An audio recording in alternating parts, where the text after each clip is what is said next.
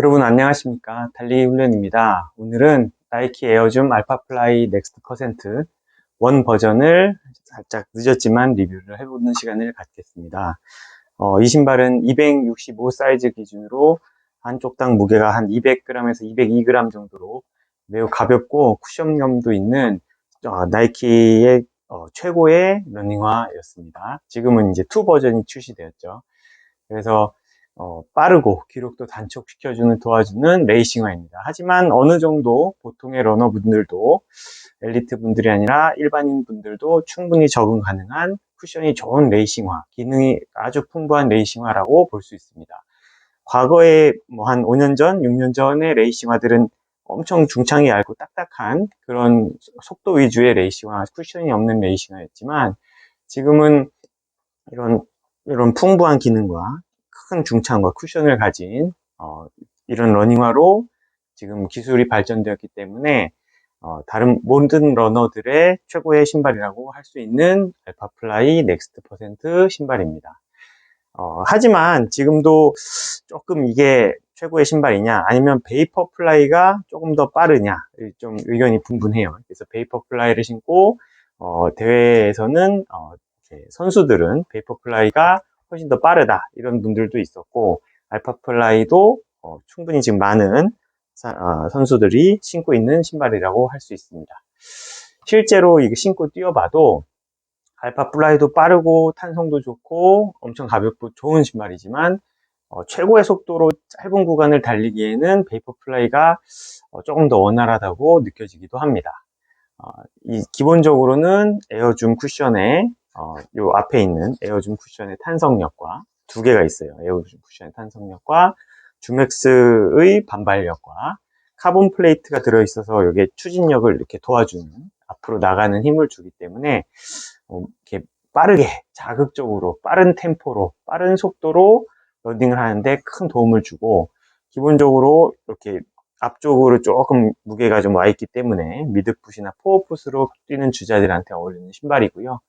다른 힐풋이라든지 좀 잘못된 자세로 뛰게 되면 약간의 불편함을 주기 때문에 본인이 이 신발을 신고 뛰면서 쾌적함을 느끼기 위해서는 미드풋이나 포어풋으로 계속 유도를 해주기 때문에 부상을 막고 훈련을 하는데 몸을 교정을 하는데조차 많은 도움을 줍니다. 심지어 이게 뒤에는 힐풋으로 중간중간 어쩔 수 없이 뛰거나 충격이 오거나 불규칙적인 바운드가 오더라도 높고 두꺼운 주맥스 쿠션이 충격을 완화해주고 몸으로 오는 충격을 줄여주어서 관절이나 인대에 부상을 죽어주는 효과가 있지만 뭔가 이렇게 뛸 때는 이렇게 하는 순간 얘가 탁 앞으로 잡아주고 이렇게 하는 순간 카본 플레이트가 밀어주기 때문에 어느 정도의 속도나 쿠션이나 탄성력을 느끼기 위해서는 뛰는 러너가 이 신발이 편하다고 느끼는 거는 기본적으로 포어풋 주법으로 뛰게 해주는 거죠. 어느 정도 결국 러닝화의 본연의 목적인 러닝의 목적인 즐겁고 빠르고 가볍게 뛰는 것을 목표로 최고의 기능을 발휘를 해주게 됩니다. 다른 신발을 신었을 때랑은 차원이 다른 어떤 한 단계 높은 퍼포먼스를 보여주기 때문에 어느 정도 대회라든지 본인의 기록을 단축시키는데 목표가 있고 러닝의 즐거움, 본인이 어느 정도의 달리기를 할 수 있는지 한번 확인해 보고 싶은 분들은 꼭 이 알파플라이를 한 번쯤은 좀 경험을 해 보셨으면 하는 바람이 있습니다.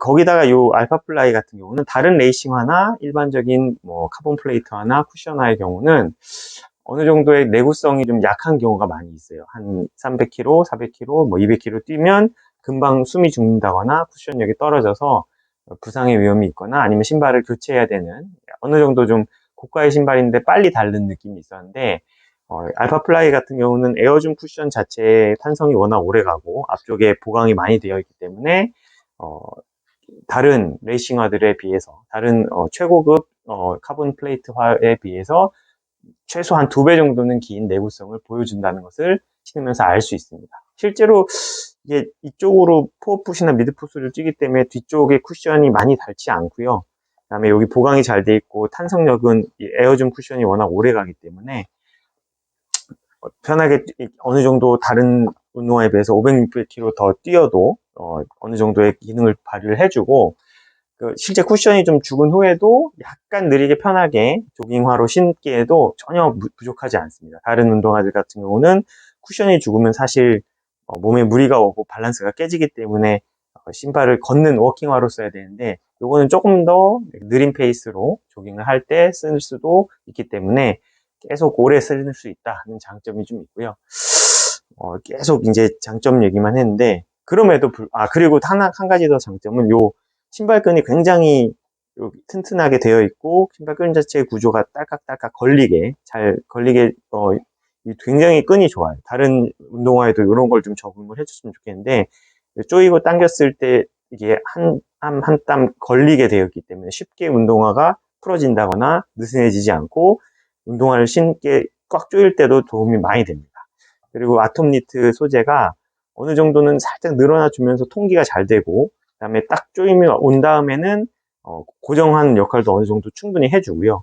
그러면서 미세하게도 또 이렇게 발에 맞춰서 아주 막 괴롭게 조이는 건 아니기 때문에 아톰니트 자체의 소재도 굉장히 마음에 들고, 고정력도 그렇게 쉽게 막 너무 늘어난다거나 흔들리지 않게 잡아주는 역할을 할 수 있어서 굉장히 도움이 된다고 할 수 있습니다. 그럼에도 이제 단점 몇 개 있어요. 일단은 약간 요게 이제 저 같은 경우는 족형이 안 맞기 때문에 다른 것보다 조금 세게 조이기 때문에 이 안쪽에 소재가 좀 두껍고 일반적인 천으로 이게 굉장히 잘 늘어나는 소재로 되어 있기 때문에 얘가 약간 이렇게 접히게, 얘를 이렇게 쫙 조였을 때 여기가 이렇게 접힌단 말이에요. 그럼 이 상태에서 발등이 계속 쓸리면 그쪽으로 상처가 나거나 통증이 있어서 이렇게 어느 정도의 긴 러닝을 하고 났을 때 좀 피가 난다거나 하는 경우가 좀 많이 있었습니다. 요거는 이제 제 발이랑 요게 조금 안 맞는 상태이기 때문에 2의 경우는 또 어떨지 좀 경험을 해보고 싶고요. 그게 이제 저한테는 가장 이 신발이랑 제 발형이랑 안 맞는 그런 경우가 있을 수도 있다. 그 다음에 어느 정도 가장 큰 또 다른 이 신발 본연의 약간의 단점은 이거를 조금 뭐 느린 페이스로 뭐 자주 신어도 된다, 뭐 이렇게 약간 초보자들이 신기에도 괜찮은 뭐 레이싱화다라는 걸 어디서 들은 적이 있는데 절대 그런 건 아니고요. 기본적으로는 탄성력과 자극과 더 빠르게 유도를 해주는 러닝화이기 때문에 데일리 조깅화나 뭐 느린 페이스로 편하게 뛰는 운동화로 신으시면 조금 몸에 무리가 많이 쌓이실 수 있습니다. 천천히 오래 편하게 뛰는 것보다 최고의 컨디션을 몸을 만들어 놓고 약간 빠른 페이스, 본인의 최고 페이스로 엔듀런스를 한다거나 기록 측정을 한다거나 대회를 뛸 때 도와주는 레이싱화로서 그 진가를 발휘한다고 할 수 있습니다. 그래서 약간 뭐 천천히 뛰는 경우는 6분대까지도 가능은 한데, 절대 그게 이 신발을 신고 6분대로 뛰면 편하다거나 이 신발이 내 몸에 충격을 흡수해줘서 더 훈련에 도움이 된다, 그건 아니고, 그것보다는 빠르게 치고 나가는 추진력과 빠른 발굴림과 케이턴스를 더 빠르게 해주고 몸을 더 훈련하고 더 자극을 줄 때 조금 더 편한 신발이다, 이렇게 보시면 되고요. 그러다 보니 이제 이게 신으면 편하단 말이에요. 쿠션도 좋고. 근데 어느 순간 신다 보면 본인이 익숙한 페이스보다 조금 빠르게 뛸 수 있을 것 같고, 별로 안 아프니까, 몸이 편하니까 더 빠르게 뛰다 보면 결국에는 어떤 근육이라든지 관절에 부상을 입게 될 확률도 조금 올라가고요. 다른 신발 같은 경우가 이렇게 충격량이 그대로 이렇게 전해져서 관절이나 무릎이나 발목 쪽에 이렇게 충격이 많이 쌓이고 부상이 오는 경우가 많다면, 얘는 자세를 잡아주고 미드풋이나 포어풋으로 유도를 해주기 때문에 무릎 관절이나 다른 쪽에 오는 충격이 훨씬 적어요. 그래서 이거는 무릎이 아프거나 평소 주법이 좀 교정하고 싶은 분들은 좀 이걸 좀 필수적으로 좀 신어보시는 게 좋고, 대신에 무릎에 오는 충격을 그대로 다른 종아리라든지 아킬레스건, 햄스트링, 허리 쪽으로 쫙 오게 하기 때문에 가장 중요한 게 허리 다른 것보다는 종아리의 피로가 조금 많이 쌓이세요. 그래서 아무 생각 없이 매일 이걸 신고 편하네 하고 느리게 빠르게 하면서 계속 신다 보면 어느 순간 종아리에 부상이 생긴다거나 종아리가 약간 근육이 좀 이렇게 아파진다거나 근육이 심지어 약간 미세 파열이 와서 2, 3주 누워 있어야 되는 그런 확률도 있습니다. 실제 뭐 저는 많이 겪어봤으니까. 그래서 그것만 내가 느리게 뛴다거나 이렇게 회복 러닝을 한다거나 조깅을 할 때는 다른 쿠션 하나 안정화를 신어주시고, 좀 편한 신발들이 많이 있잖아요, 요새.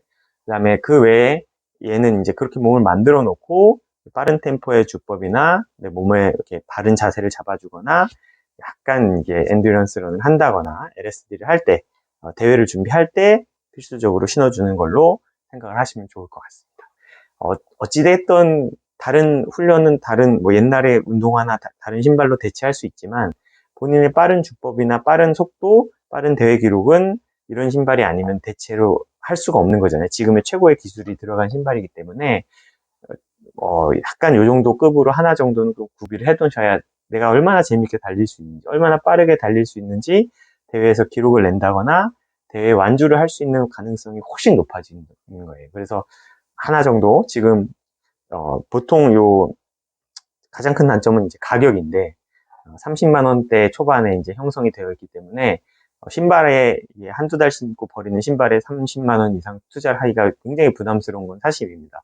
그럼에도 불구하고 본인의 무릎 건강을 위해서, 본인의 바른 자세의 러닝을 위해서, 본인의 대회 기록이나 대회 완주를 위해서 하나 정도는 준비를 해주시면 좋겠고, 지금 이제 지지난주 정도부터 알파플라이 2가 출시되어서 팔리고 있기 때문에 아울렛이라든지 이런 데서 굉장히 많은 물량으로 예전과 다르게 정가 30만원, 31만원짜리가 23만원대에 많이 풀리고 있어요. 이런 기회가 또 없거든요. 이게 물갈이가 되고 사이즈가 이제 빠지기 전에 빨리 저렴할 때 하나 정도 구비를 해두셨다가 알파플라이 2가 나왔지만 보통 사람이 대회에서 좋은 기록을 내기에는 알파플라이 1도 차고 넘치는 신발이라고 생각되기 때문에 지금 하나 정도 좀 잘 알아보셨다가 이렇게 구매를 해두시면 가을 대회 때 아니면 내년 초 대회 때 쓰기에 아주 도움이 되는 신발일 거라고 생각이 됩니다. 알파플라이 꼭 경험 한번 해보셨으면 좋겠고 또 다른 알파플라이 2가 오면 신어보고 또 느낌을 공유할 수 있도록 하겠습니다. 감사합니다.